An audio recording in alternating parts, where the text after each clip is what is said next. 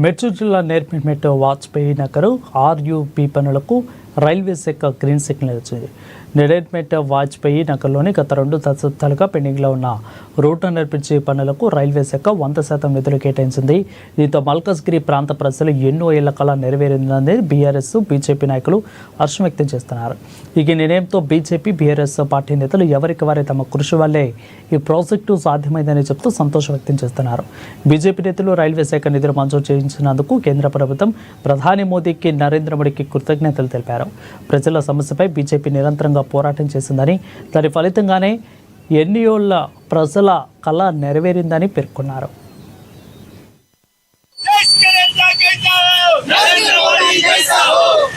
ఇక్కడ వాజ్పేయి నగర్ బ్రిడ్జ్ దగ్గర ఉన్నాము, వాజ్పేయి నగర్ గేట్ దగ్గర ఉన్నాము. ఇక్కడ ఆర్యూబీ శాంక్షన్ అయింది అంటే మా బీజేపీ గవర్నమెంట్ లో మా మోదీ గారి చొరవ వల్ల అండ్ మా ఈటల రాజేందర్ గారు ఎంతో కృషి చేశారు.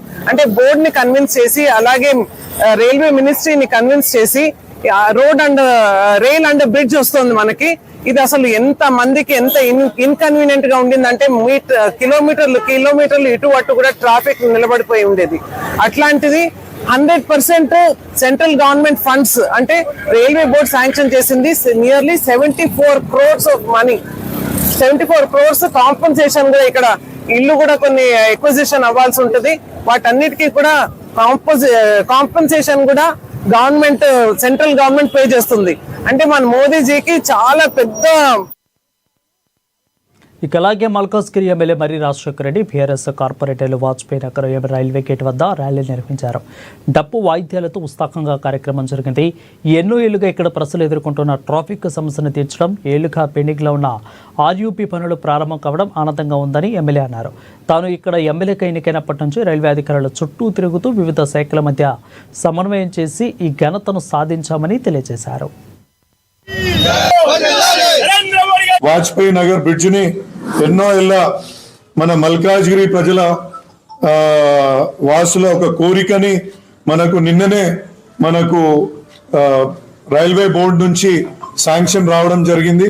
రైల్వే బోర్డు కరెక్ట్ ఒక నెల కింద 74 కోట్ల రూపాయలు ఎందుకు అవుతుంది ఒక రైల్వే అండర్ బ్రిడ్జ్ కి, దీని కారణాలు చెప్పమని చెప్పి మళ్ళా రైల్వే అధికారులకు రాయడం జరిగింది.